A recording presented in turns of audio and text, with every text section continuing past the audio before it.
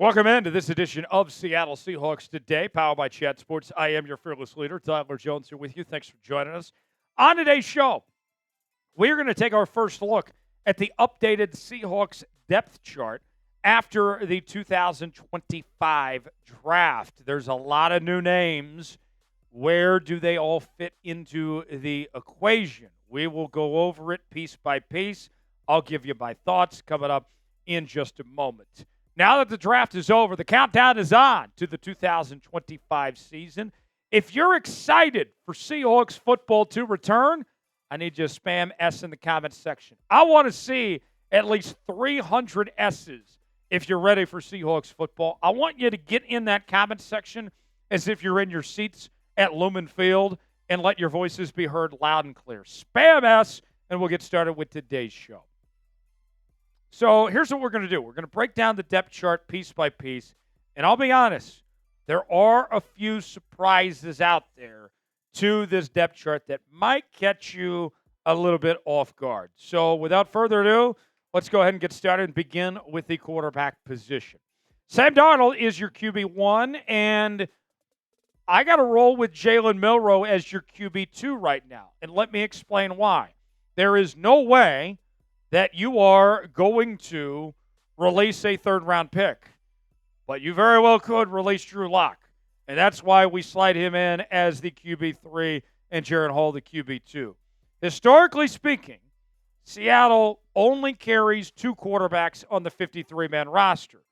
With them paying Drew Lock and welcoming him back with open arms and before the draft, and they made it clear that signing Drew Lock wouldn't stop them from drafting a quarterback, which turned out to be true. Could they do something they haven't done in quite some time and actually carry three quarterbacks on the 53-man roster? That'll be something to monitor potentially, especially as we get closer to the 53-man roster being revealed. But at least for now, we'll go with Milroe as your QB2. Meanwhile, the running back room for Seattle, let's go ahead and break that down piece by piece for you here. As Kenneth Walker III is still your RB1, with Zach Charbonnet as your RB2, and Kenny McIntosh as your RB3. Now, here's where things are different. The fullback position is back like it never left.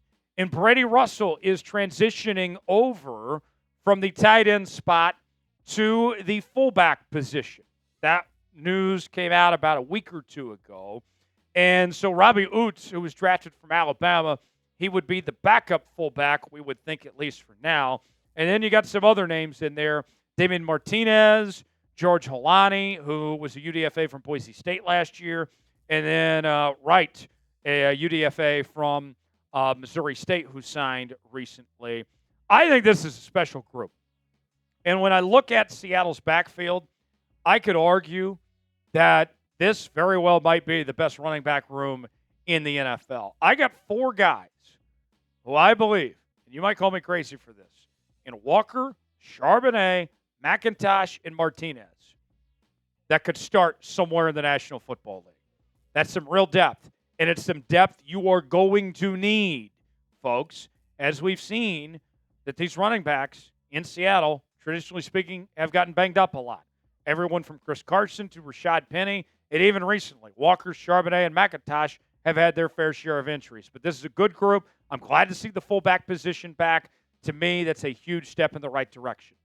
We're going to go over the full depth chart in just a bit with the rest of the position groups. But what do you think of the Seahawks depth chart where things stand right now? Grade it for me, A, B, C, D, or F, way in the comments section, and let me know. For the best Seahawks coverage around, you got to be subscribed to Seattle Seahawks Today. There is no offseason here on the channel as we're bringing you our daily news and rumors, sometimes 2 and 3 videos a day. We also have watch parties when the season starts. We'll begin with the preseason there. We're bringing you breaking news anytime there's a roster change, trade. I don't care if I'm here in the studio, I'm at home at the Jones Zone, whatever it may be. We're going to break it down here on the channel. I want to get at least 50 subs off today's video. Stay up to date with everything happening on your favorite team all offseason long. Subscribe now for free. Turn on notifications. YouTube.com/SeahawksTV to subscribe now. You'll be glad you did. All right, let's go over the wide receiver room, which has gone over some massive changes this offseason with the departures of DK Metcalf and Tyler Lockett. JSN is your lead receiver. He's your wide receiver one, and he'll primarily be in the slot, although I would like to see him on the outside more, and he's capable of that. You got Marquez Valdez-Scantling at the right receiver spot, and then Cooper Kupp comes over from the LA Rams. Behind him, you got some new names like Torrey Horton, who they drafted out of Colorado State. River Craycraft is now a part of the equation, who they brought over from Miami. Steven Sims now involved. You also have Jake Bobo still hanging around. It's going to be pretty competitive to see who will make the roster. And when I look at this receiver room, if they don't bring anyone else in, I think they are going to ask a lot out of JSN potentially. You think back to last season when DK Metcalf went down and JSN was asked to step up, and he delivered, to his credit. And the only real guy next to him when DK was down was Tyler Lockett, and Tyler Lockett didn't do that great when DK was injured. I think that because you don't know how healthy Cooper Kupp's going to be, history tells us that MVS is very inconsistent. This is going to be a lot of pressure on JSN to kind of carry the weight of this wide receiver room. Let's go to the tight end spot now, and Noah Fant is still your tight end one, with Elijah Arroyo coming in, your second-round pick from Miami. He will assume the role of tight end two with A.J. Barner as your tight end three. And I'll be honest here, folks. I think Noah Fant better watch his back, if we're just going to be frank with y'all. Elijah Arroyo, he is coming. He is coming like a freight train. He, I think, can be a star in this league. And A.J. Barner was better than what I expected him to be. He was scouted as mostly a blocking tight end coming out of Michigan, and he had better hands than what people advertised here. I don't know if there's a place for Noah Fant anymore. That's just the truth of the matter. And his cap hit is pretty high. They might be better off moving him and rolling with these young cats with Arroyo and Barner right now. The end is near for Noah Fant. Who will be the tight end one for Seattle this upcoming season? Does Noah Fant stick around? Will it be Elijah Arroyo? Will A.J. Barner have a breakout camp and take the role of tight end one? Get your predictions in now. Type NF for Noah Fant, EA for Elijah Arroyo, AJ for A.J. Barner. Chime in that comment section and let us know. Speaking of rookies like Elijah Arroyo, we have rookie jerseys on sale now at chatsports.com/Seahawks rookies. Now, you may be seeing on your screen Zabel 1, Jalen Milroe 00. That doesn't look right. Well, that's because it's not right. We're waiting on them to actually choose their numbers and get with the NFLPA and all that stuff there. Once they have their numbers, then you will get a jersey with their number. You can go see this for yourself at chatsports.com/Seahawks rookies to get yours now. And these jerseys are going to be going fast, my friends. So what are you waiting for? Go ahead and get a jersey at chatsports.com/Seahawks rookies to get yours today. We also have other jerseys at that same link. Sam Darnold, Cooper Kupp, among others. Go check it out now. Chatsports.com/Seahawks rookies to get yours now. The offensive line has gone through massive changes with Charles Cross still as your starting left tackle coming off the best season of his career. We expect Gray Zabel to slide into the starting left guard spot after the departure of Laken Tomlinson. Ouzts should be back for his second year as the starter at center. Anthony Bradford, we believe, is the favorite to be the starting right guard right now. And Abraham Lucas, please, for the love of God, stay healthy, Abe. You're a good football player. You just can't stay healthy. This offensive line, I think, is much improved. I have high hopes for Gray Zabel. I think he's going to be great right out of the jump. But with that said, can Ouzts stay consistent? Can Abe stay healthy? And then the right guard position. Is Bradford or Haynes going to get the job done? Are they going to need to bring in somebody else? I don't know. When it comes to the right guard position, I don't care if Bradford or Haynes win the job, or even Lumea for that matter. I just want somebody to do the job well. I don't think I'm asking too much either. I just need somebody to step up. Please, please. Let's move to the defense now. Let's start with the defensive line. Leonard Williams is back for year 3 at the defensive end spot. Byron Murphy II is back for year 2 at nose tackle. Jaron Reed at defensive tackle. This is exciting to see what's happened with this defensive line. You added Riley Mills in the draft as well. We probably won't see Riley Mills much this year coming off that ACL injury that he suffered in the college football playoff first round when Notre Dame demolished Indiana. But this is exciting. This is. And Mike Macdonald gets a group that he likes, that he can trust. The D-line was horrible, was ass cheeks for a number of years. And now they've said, hey, we can't get away with this anymore. And you look at what the Eagles did in the Super Bowl, dominating up front with the line of scrimmage. I'm not going to call this Eagles-esque yet, but it's heading in the right direction where the defensive line can win up front and you don't have to blitz as much because you can rush 3, 4, 5 and make life easier on everybody else in your defense. This is an exciting trend going forward from here. Who's the best player on this defense? Is it Leonard Williams, who we talked about, or is it going to be somebody else that we talk about here in a moment? Who is the very best player on the Seahawks defense? I have my answer. It's Devin Witherspoon. What's your answer, though? Weigh in. Let me know in the comments section who you believe the Seahawks' best defensive player is. Let's go to the linebacker room now, and there's some big changes with this group, too. DeMarcus Lawrence comes over from the Dallas Cowboys. And then you got Tyrese Knight.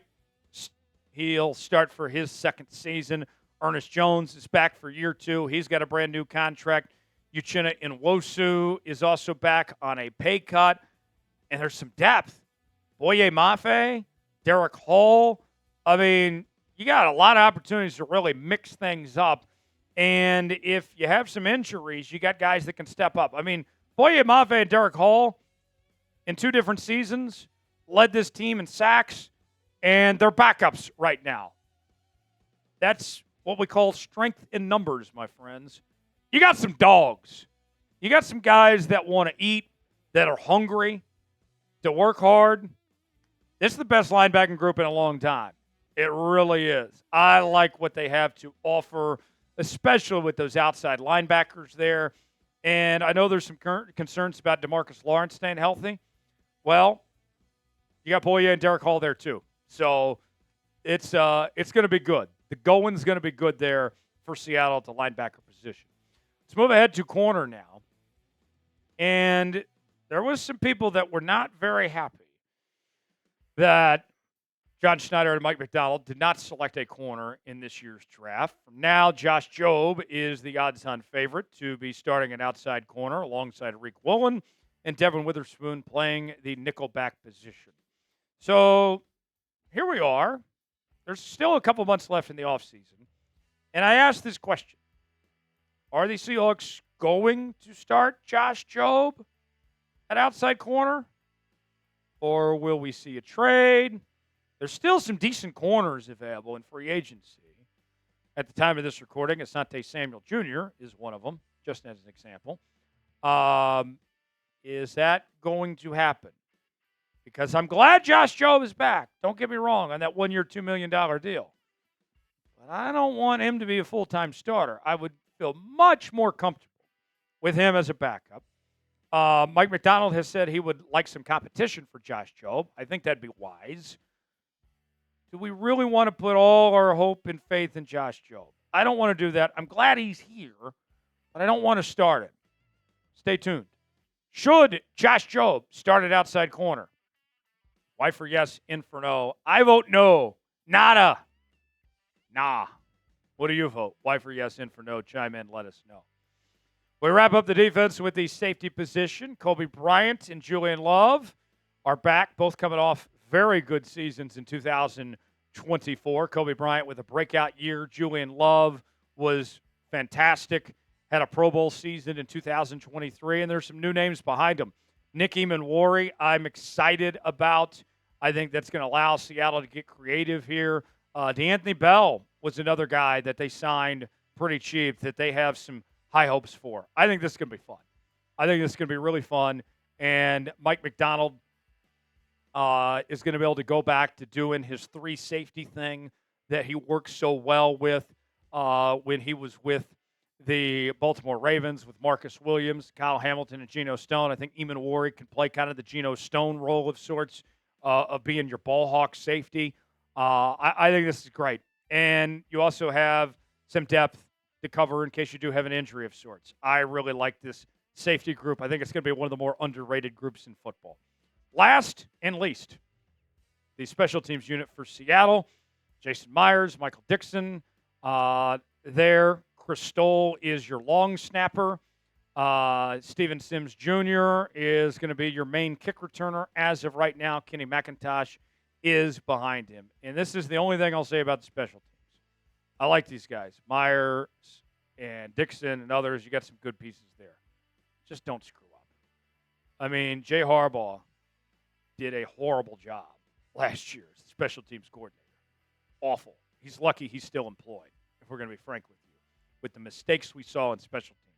And it wasn't necessarily about Myers and Dixon. A lot of it had to do with the line situations and the coverage that we saw. All I'm asking for is special teams don't get in the way. Don't cost this team football games. Just don't screw things up. All right? Go make your field goals. Dixon, put your team in good position in field position battles, and don't cause more headaches. That's all I ask. It's a simple ask. Jay, get it together. Appreciate you joining us here on this edition of Seattle Seahawks Today. For continuing Seahawks coverage, subscribe. If you made it to the end of today's video, that means you're a real one. You're a real member of the 12s. Spam 12 in the comments section, and we will see you next time here on Seahawks Today.